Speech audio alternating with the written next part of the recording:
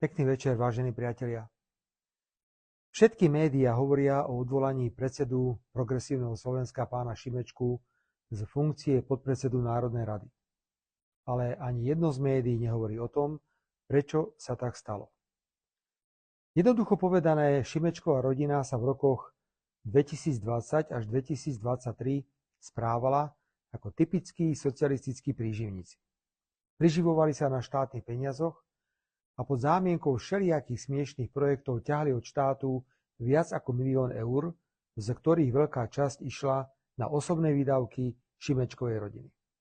A keď na to došli minister spravodlivosti Boris Susko a ministerka kultúry Martina Šimkovičová, Šimečka začal burcovať ulicu, aby boli odvolaní. V celej modernej histórii Slovenska nepoznáme prípad, kedy by politik zneužíval základné ľudské právo na zhromažďovanie a zvolával protesty na ochranu neoprávnených finančných záujmov svojej vlastnej rodiny pred legálnymi zásahmi príslušných ministrov. Všetko mi to pripomína starý vtip, kedy zväzácky funkcionár navštívil bordel a ráno pri platení žiada, aby mu účet rozpísali na malinovky a obložené chlebičky. Takže vážené slovenské médiá, ktoré tak chránite príživnícku rodinu predsedu Progresívneho Slovenska pána Šimečku.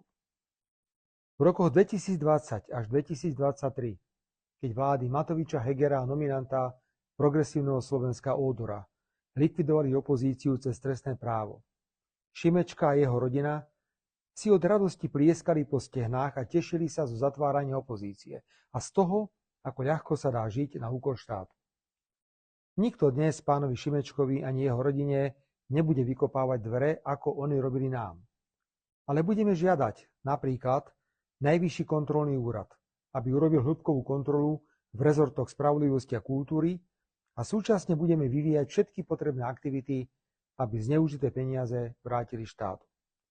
Rovnako platí, že opozícia má právo obsadiť pozíciu podpredsedu Národnej rady iným kandidátom ako predstaviteľom príživníckej Šimečkovej rodiny.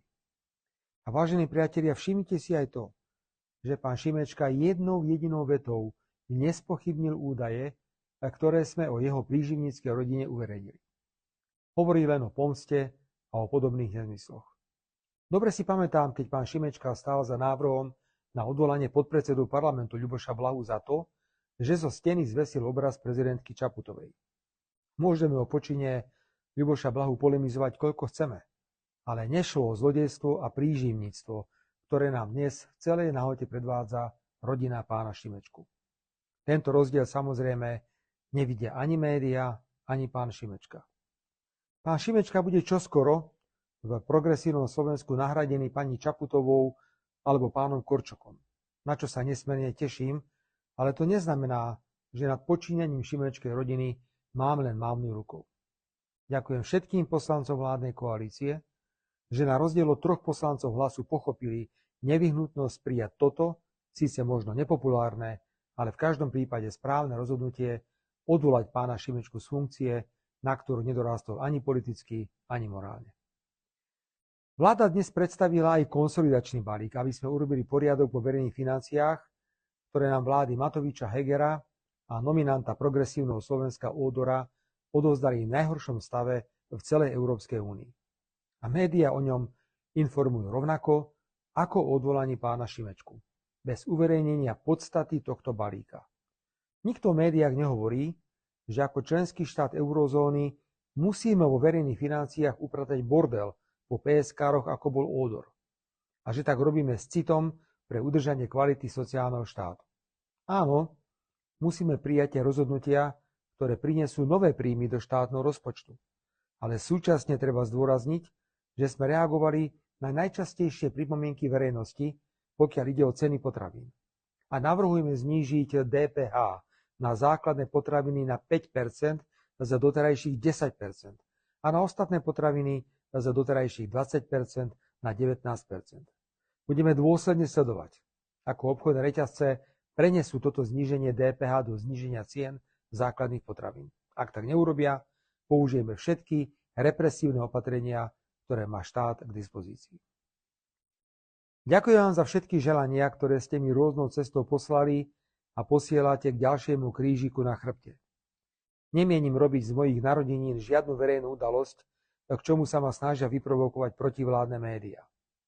Každým dňom po smutnej udalosti z 15. maja v Handlovej, o ktorej protivládne médiá mlčia, ako keby sa nestala, sa snažím dostať do 100% kondície.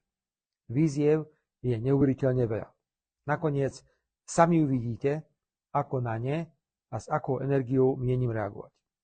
A hlavne chcem byť dobre pripravený na to, ak sa opäť nejaký bigotný opozičný aktivista, vychovaný na prstníku progresívneho Slovenska, Sasky alebo demokratov, rozhodne nahradiť demokratické parlamentné voľby zastrelením premiéra. Pekný večer a držme si všetci, ktorí chcú suverénne a sociálne Slovensko, všetky palce, na rukách aj na nohách. Čakajú nás o Slovensko neuveriteľné súboje.